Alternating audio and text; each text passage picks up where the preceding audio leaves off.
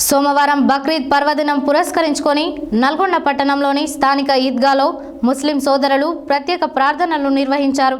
ఈ సందర్భంగా రాష్ట్ర రోడ్లు, భవనాలు, సినిమాటోగ్రఫీ శాఖ మంత్రులు కోమటిరెడ్డి వెంకటరెడ్డి హాజరై ముస్లిం సోదరులకు బక్రీద్ పర్వదిన శుభాకాంక్షలు తెలియజేశారు. అనంతరం మంత్రి మాట్లాడారు.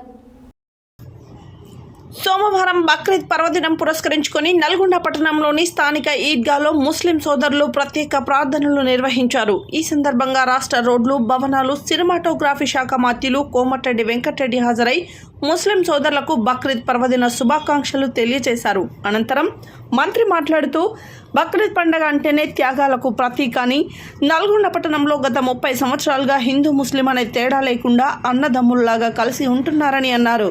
పేద ముస్లింలకు ఇండ్లు కట్టిస్తామని, జనాభా పెరుగుతున్న సందర్భంగా ఈద్గాను అభివృద్ధి చేస్తామన్నారు.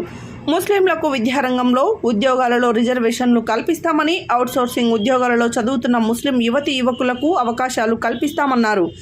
ఎటువంటి ఇబ్బందులు కలగకుండా పటిష్ట బందోబస్తుతో శాంతియుతంగా ప్రార్థనలు జరిగేలా చేసిన పోలీస్ డిపార్ట్మెంట్కి, ఎస్పీ చందనాదీప్తికి ప్రత్యేక అభినందనలు తెలిపారు.